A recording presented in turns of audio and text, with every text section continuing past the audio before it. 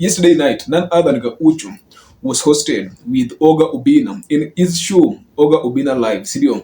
And this is the thing, he made an hint of none other than Jalango vying for Nairobi Senator in 2027 election. Wait, let's watch this tape.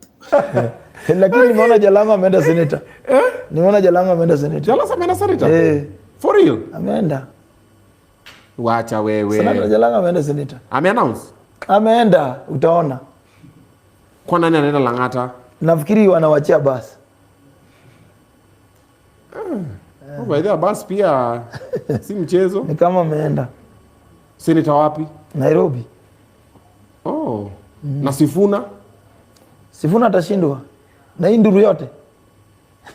Boss, unajua kura na nduru ni vitu mbili tofauti. Obina mnaangalia nduru, mna translate to kura. So kaja Jalas anaenda senator, wewe pia unaenda senator? Nani? Jalas mimi nikikuwa na pesa hizi ni shida. Hawezi. Early today, Jalas alikuwa hosted pale TV47 akasema that he is going to vie for that senatorial position. Wait, roll this tape. So ni senator ama ni Lang'ata? Hebu ni 2027. Hebu nikuulize. Marafiki hawawezi kutana tu. Wanaweza kutana tukakaa pale. Lakini mlisikika pale gumzo. Korila kwa nakwambia senator. Hiyo ni maombi mazuri sana. Senator. Siku zote maishani unaweza taka kupanda. Unaweza kuwa na hamu ya kupanda. Labda ameiona ile uongozi wangu akasema bas wakati wa Nairobi ndio hii imefika. Saa hizi bado tuko Lang'ata. Unajua watu wanazungumza kwa sababu gani? Unajua tena chochote ukiona wanasiasa wanaketi kwanza wakati huu. Wakati huu kuja kuangalia kwamba kampeni zimefunguka. Na unaona kwamba wanasiasa kwa hiyo unajua ni PS katika lands pale vile ambapo ndo alikuwa mbunge. Ambapo PS tu. Ndio nilichukua former Lang'ata pale Lang'ata vizuri sana. Yes, kumbuka pia ni former Lang'ata pale. Afuja kuangalia pia Abbas pia. Yeye pia ni MC upande wa South Sea pale vile. Na anataka kuwa mbunge wa Lang'ata. Na unajua tena anataka pia kuwa mbunge wa Lang'ata. Na kumekuwa Wait, ladies and gentlemen, mbona mnadhani ati Jalas all of a sudden ameamua kutoka from being a member of parliament pale Lang'ata na asemi anataka kukua senator wa Nairobi, knowing very well that winning against none other than Edwin Sifuna ni kwa ndoto. This is what we're going to measure on today's political analysis, why Jalas ameamua kutoka kwa city yake ya kukua the next MP. But before I deep dive into this video, can you just take a second or two to like this video, because by liking this video YouTube will automatically recommend it to several viewers across the world. Comment telling us where you are watching us from, if you are in or outside the Republic, and most importantly, just subscribe to our YouTube channel. And if by any chance you're watching us from a different platform, you can just head over to YouTube, search for Creative Jalas TV. If politics, war, and documentaries is all you are passionate about. Ladies and gentlemen, who is Jalas and how did Jalas found his way into politics from becoming a comedian and becoming such a political figure who can go to State House and ask the president himself for donation to support sports kama ile ya majembe. Wait, Felix Oburu is a character who was a comedian, a TV host and a radio presenter. Sometimes 5 years back, sindio alikuwa anafanya kazi pale Kiss. And this is the thing, he was among the most intellectual or educated people in comedy industry. And being educated, he decided to vie for Nairobi Lang'ata 1. And truth is, Nairobi during that time, Raila Amolo Odinga, the political wave,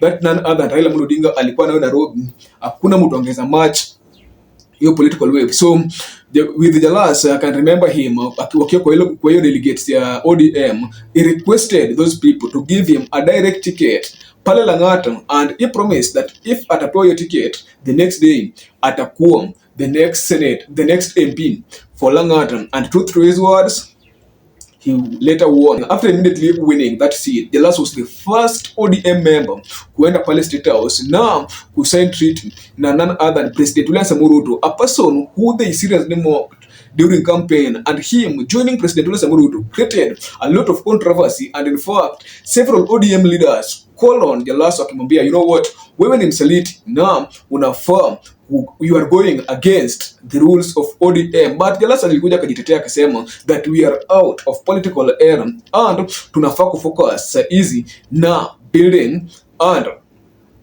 reframing and also doing service delivery to mwananchi. Wait, during this time, most ODM funds did not buy the line of none other Jalas, and in fact, most people even promised to cancel Jalas out. Is the thing. Finance Bill 2024 came. Jalas was among the people who said no to the finance bill, but due to the wrath that people had with none other than President Ruto, watu hawangekubali kuforgive none other than Jalas. Sio being that people wangeweza kuforgive none other than President Ruto from the wrath that they had after that finance bill protest. Akina Jalas, people who were seen around him were seen as the people who were covering him at the moment, and this one made him lose trust kwa watu, na watu wakaanza kusema you are a one-term MP, na wewe bro you are losing ground at all.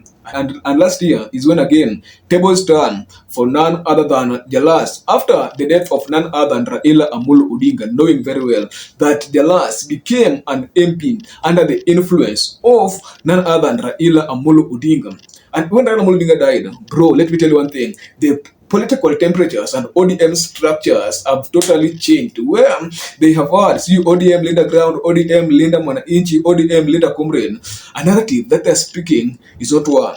And this is the thing, Jalas ni kama being that he won that seat under the influence of ODM. Na saizi ODM is not united, and several ODM believers ni kama saizi wanatoka ODM either joining DCP, Wiper, na wengine wanaenda kwa Kasongo. So Jalas, being a person who is political observant and a political genius, maybe ameforesee, akaona that Lang'ata, for him winning again in 2027 won't be a walk in the park, and that's why ameamua that you know what, he is going to leave that seat now akuje hapa kwa senator, then anyoreshwe. Akishanyoroshwa na Sifuna, then automatically atatoka kwa siasa, yani without being humiliated, unaona, yani atatoka in respect. Si ati aliacha hiyo seat willingly, but kukuja huku ndio ikamlemea. So Jalas being I think that is the main reason why Jalas amekatu chini na being a political observer akasema ati campaigning, instead of him campaigning in Lang'ata, either Eri akuja campaign akuwe senator, then with him being a senator for Nairobi, bro, Sifuna atamshinda, na after Sifuna kumshinda kwa hiyo race automatically ata lose, na maybe a return to radio station, and being that William Samoei Ruto again will be re-elected, because William Samoei Ruto hakuna pali anaenda, atampatia hata kwa post ya PS, because during this campaign, unajua what Jalas will do is ata make sure that amehang kwa suit ya none other than President William Samoei Ruto. Na ukweli ni you know William Samoei Ruto is this guy who awards loyalty, na maybe atamaward na some post hapo kwa serikali, but trust me, this is just a strategy for Jalas, knowing very well that ground pale Lang'ata imemkataa, and that's why, and Nairobi pia it cannot outshine none other than Edwin Sifuna hapo kwa gubernatorial position. Maybe it makes sense akasema let me just go to senator, then retire or lose it out of goodwill. Anyway guys, let me know your own thoughts on the comment section. Why do you think that Jalas has opted out in becoming in being re-elected as Lang'ata MP? At last, I was your host Jalas. Till next video, bye bye.